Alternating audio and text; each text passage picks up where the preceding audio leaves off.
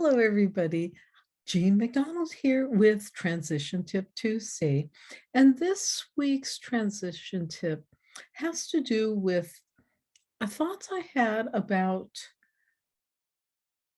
w- how we're missing a lot of details in our lives. We were watching tennis, and a lot of times we fast forward through the sets in order to just pick up the highlights of, especially in the men's matches, it's just picking up the highlights so that we don't have to sit for 3 or 4 hours to watch a match, but instead can watch it in half an hour. But in doing that, we miss a lot of important details of the match. And relating that to our lives, like sometimes things move too fast. We try to um, pay attention to the big important things that sometimes we miss those cool little details that make life rich and creamy and juicy, all those cool memories that may not seem that important at the time, but you know what? Later on, as you get a little older, or you find that you've lost someone important to you, those little details then matter. I want to share a little tip about recording memories, recording awarenesses. And this started when I decided to start journaling my dreams. Like I would have several dreams during the night. I'd get up in the morning and hand write them out with as much detail as I could put in. And about once every month or two, I'd go back and read these journals.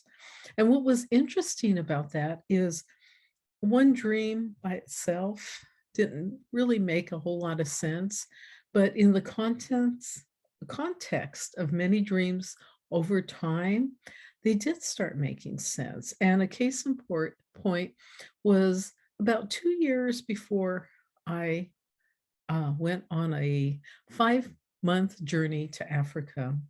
It was a dream trip for me. It's something I really wanted to do, and I hadn't done in my life. I wanted to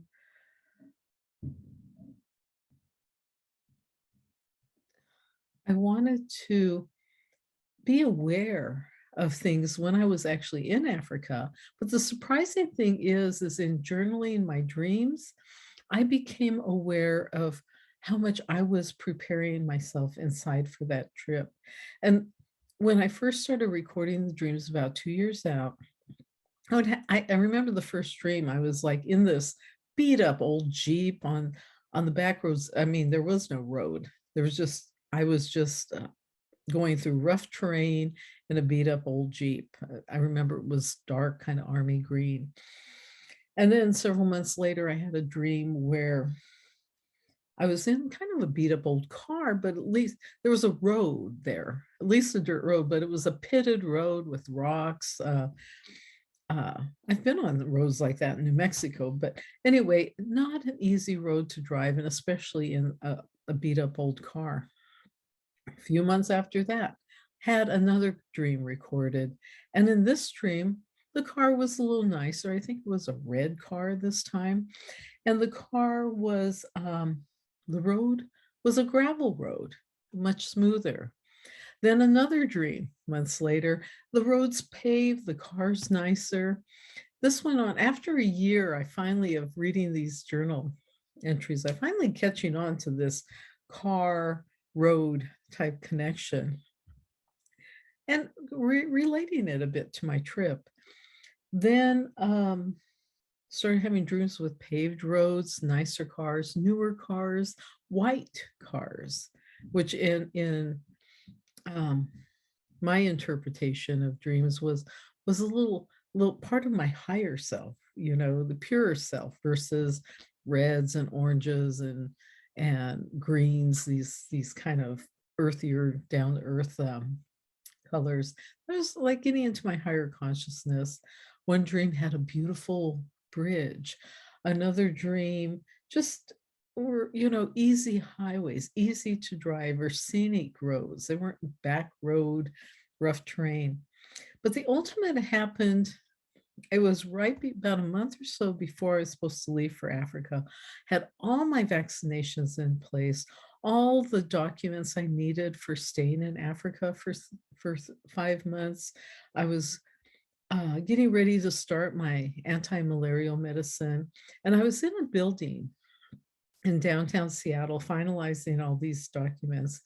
And this is real life. This isn't a dream. I opened the door to leave the building, and in front of me is a brand new white, sparkly, clean, white with gold trim Rolls Royce.